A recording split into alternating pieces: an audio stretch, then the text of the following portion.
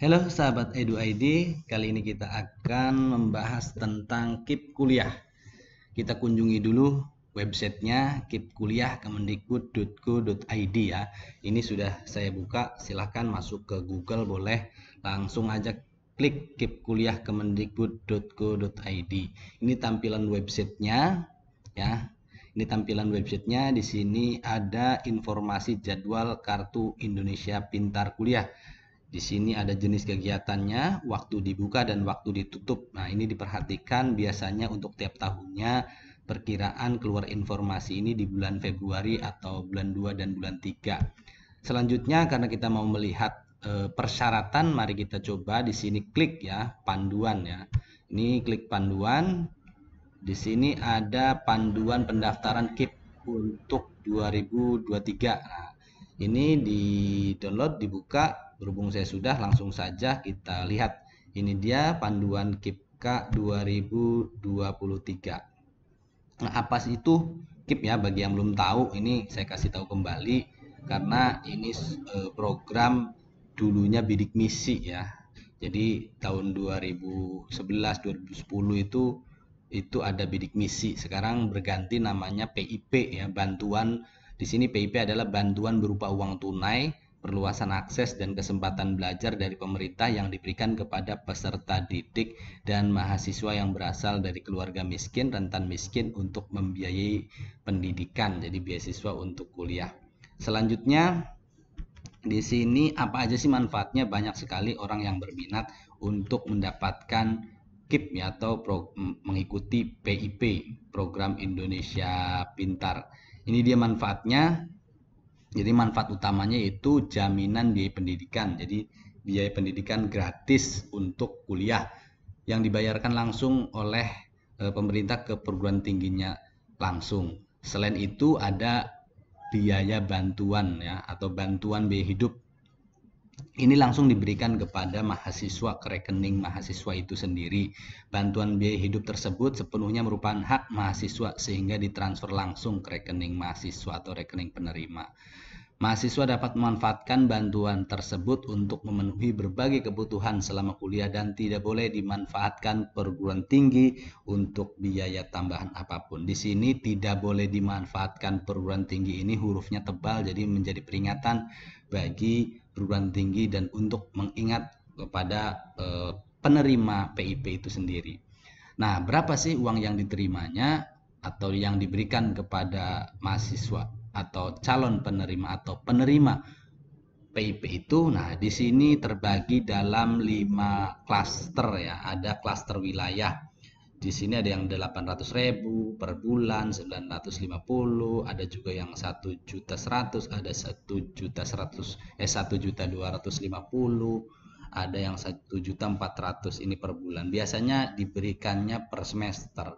Namun saya belum lihat aturan main kapan dan waktunya harus diberikan. Namun sepengalaman saya itu diberikannya per semester ya.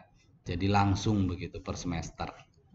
Jadi itu biaya-biayanya. Kalau misalkan nanti boleh komen kalau mau dibuatkan atau bertanya daerah mana saja yang mendapatkan klaster 800.000, 950, mana daerah mana saja, silakan saja komen, nanti saya buatkan secara khusus ya biar tambah semangat membuat informasi-informasi yang bermanfaat. Selanjutnya di sini ada persyaratannya. Mari kita lihat persyaratannya apa saja. Ini yang menjadi persyaratan utama. Nah, ini ada 5 syarat ya.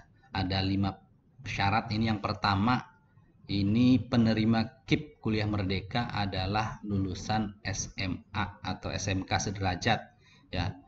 Maksimal lulus 2 tahun. Jadi kalau misalkan lulusnya 2010 bisa daftar di 2010, di 2011 dan 2012. Jadi bisa 2 tahun ya, atau maksimal lulus 2 tahun. Jadi lulusnya 2011 berarti 2013 masih bisa. Nah, telah lulus seleksi penerimaan mahasiswa baru melalui semua jalur masuk perguruan tinggi ya, baik PTN ataupun PTS. Jadi telah lulus dulu. Jadi lulus dulu di perguruan tinggi negeri baru ikut jalur beasiswa KIP ya.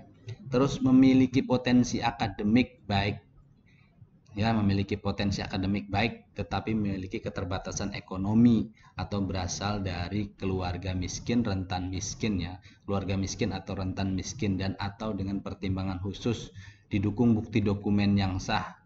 Ya, persyaratan ekonomi penerima KIP kuliah merdeka adalah mahasiswa yang berasal dari keluarga miskin atau rentan miskin yang dibuktikan dengan, nah ini dia nih syarat-syarat utamanya nih. 1. Mahasiswa pemegang atau pemilik kartu Indonesia Pintar pendidikan menengah. Jadi dulunya di SMK, SMA atau sederajatnya itu penerima KIP ya. Jadi ini diutamakan nomor 1 nih. Yang kedua yaitu masuk dalam data terpadu kesejahteraan sosial atau DTKS. Ini bisa dicek di Dinsos. Ya, ini terus program Keluarga Harapan, penerima bantuan iuran jaminan kesehatan, bansos bantuan pangan non tunai. Jadi ini data-data ini bisa koordinasi langsung ke Dinsos. Yang ketiga, masuk dalam kelompok masyarakat miskin atau rentan miskin maksimal pada desil 3 ya. Desil 3 data pensasaran pencepatan penghapusan kemiskinan ekstrim ya, P3KE, yang ditetapkan oleh Kementerian Koordinator Bidang Pembangunan Manusia dan Kebudayaan. Nah, ini ada semacam labelisasi warga atau masyarakat rentan miskin ya dari Kementerian Koordinator Bidang Pembangunan Manusia dan Kebudayaan. Terus yang keempat, mahasiswa dari panti sosial ya, panti asuhan. Ini juga bisa diprioritaskan untuk mendapatkan KIPK. Yang kelima, yaitu jika calon penerima tidak memenuhi salah satu dari 4 kriteria di atas, ya maka dapat tetap mendaftar untuk mendapatkan KIP kuliah merdeka selama memenuhi persyaratan miskin atau rentan miskin sesuai dengan ketentuan yang dibuktikan dengan yang pertama ini. Jadi kriteria miskin atau rentan miskin itu menurut persyaratan KIP atau KIP kuliah 2023 itu ini persyaratan atau penyebutan rentan miskin itu apabila nih, 1, bukti pendapatan kotor gabungan orang tua wali paling banyak 4 juta. Jadi bapak dan ibu penghasilannya digabung nyampe 4 juta. Nah, setiap bulan atau pendapatan kotor gabungan orang tua wali dibagi jumlah anggota keluarga paling banyak 750. Jadi kalau misalkan dapatnya 4 juta, anaknya cuma 1, nah tidak termasuk ya, tidak termasuk. Tapi kalau misalkan anaknya 2 dapatnya 4 juta juga tidak termasuk. Tapi kalau sudah 3, nah ini termasuk. Karena kalau 4 juta dibagi dengan jumlah keluarga, bapak, ibu, anak, nah itu paling banyak 750. Nah, ini sudah termasuk keluarga rentan miskin. Jadi bisa didaftarkan ikut KIP. Nah, selanjutnya yang kedua yaitu bagian B-nya, bukti keluarga miskin dalam bentuk surat keterangan tidak mampu yang dikeluarkan dari desa setempat. Ya, jadi ini apabila tidak masuk kriteria, bukan dari panti asuhan, bukan penerima KIP waktu sekolah menengah atas atau jenjang menengah, bukan juga keluarga rentan miskin yang punya data sosial di Dinsos, maka yang kelima ini yaitu adalah penghasilan orang tua itu paling banyak 4 juta, dan kalau dibagi dengan jumlah keluarga itu paling banyak 750.000. Itu bisa. Kalau misalkan ternyata dibagi lebih dari 750.000 itu berarti tidak bisa.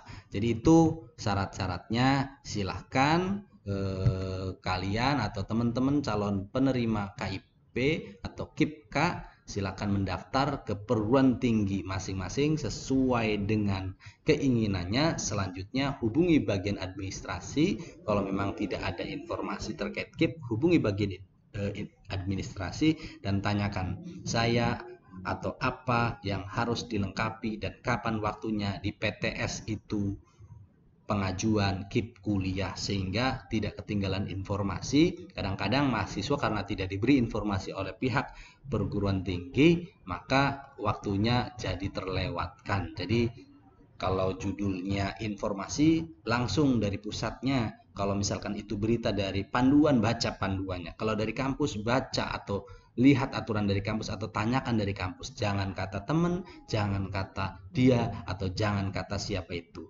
Cari sumber informasi pertamanya, tanyakan biar jelas dan tidak ketinggalan informasi. Salam Edu ID, terima kasih telah menonton video ini sampai selesai. Untuk mendukung channel ini, silahkan subscribe. Terima kasih, sampai jumpa di video berikutnya.